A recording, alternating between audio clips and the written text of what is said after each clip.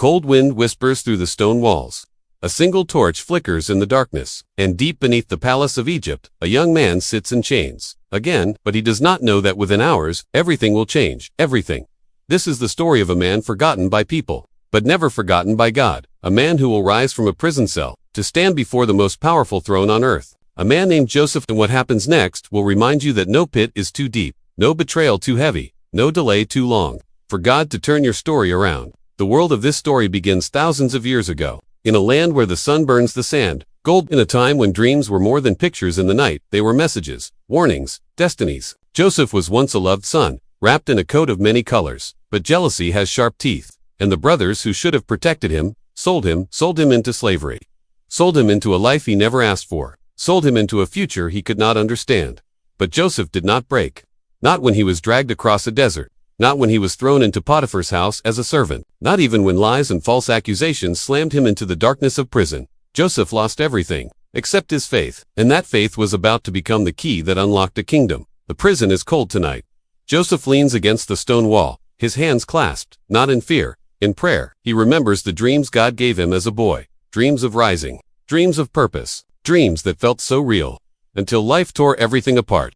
2 years have passed since Joseph interpreted the dreams of Pharaoh's cupbearer and baker. 2 years since he asked one small thing, remember me.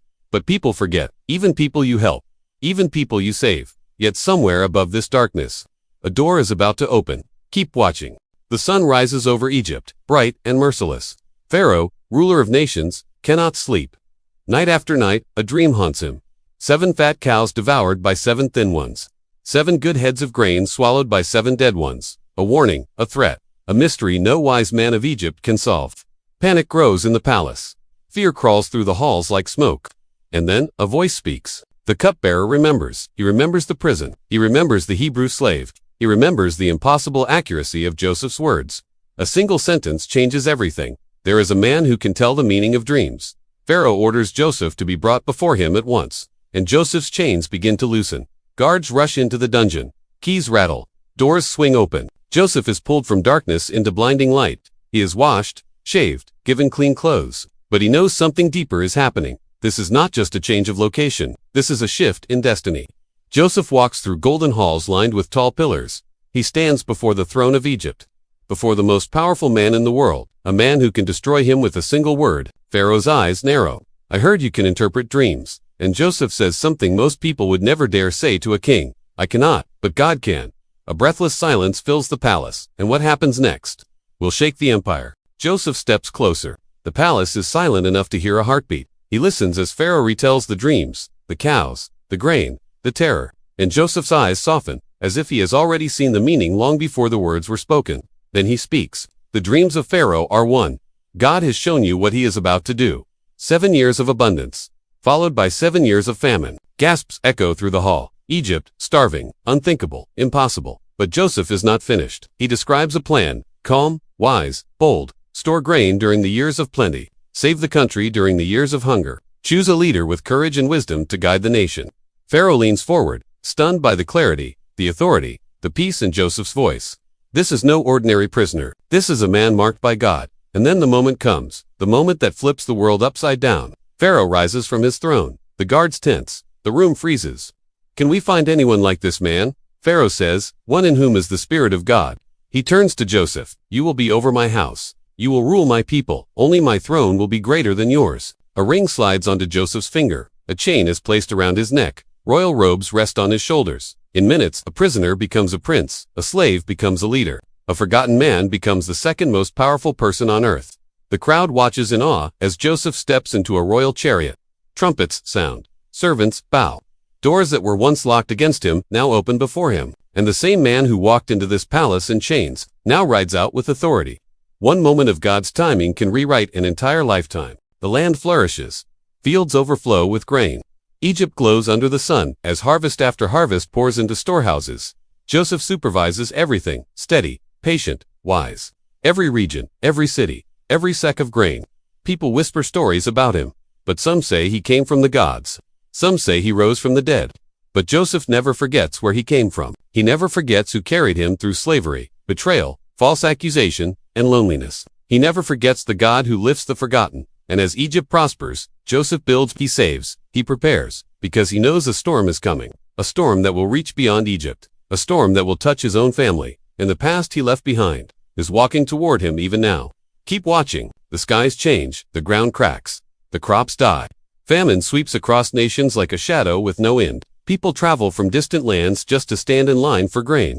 Egypt becomes the heartbeat of survival, and far away, in Canaan, Joseph's brothers feel hunger pressing against their home. They hear rumors, whispers, there is grain in Egypt, there is a man who sells food to the nations. They pack their bags, not knowing the truth. Not knowing that the man they once sold into slavery is the man they are about to kneel before.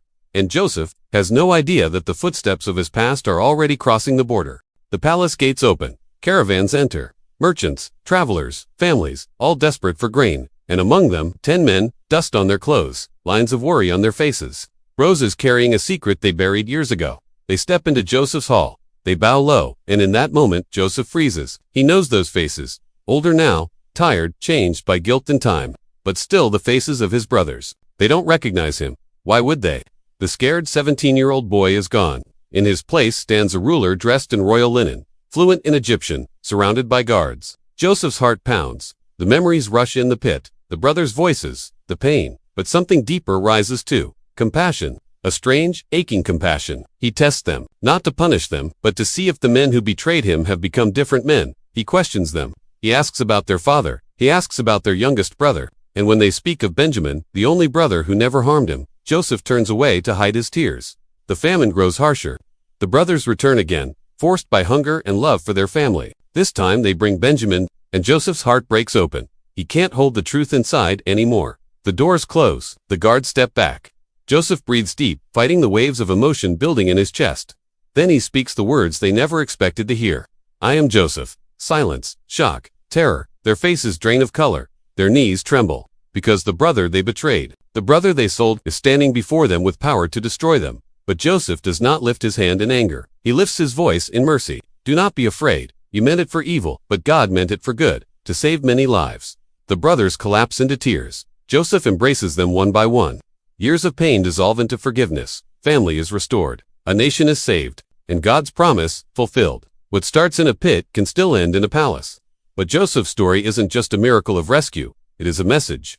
For you, sometimes, life feels like Joseph's prison. Dark, silent, unfair. You pray, and nothing moves. You hope, and nothing changes. You wonder if God has forgotten your name. But Joseph shows us something powerful. God is working even when you see nothing. God is opening doors even when every door around you feels locked.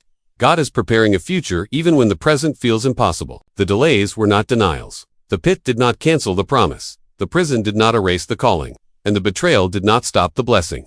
Maybe you're in a chapter that feels heavy. A chapter that makes no sense. A chapter where everything you planned has fallen apart. But Joseph reminds you if God is in the story. The story isn't over.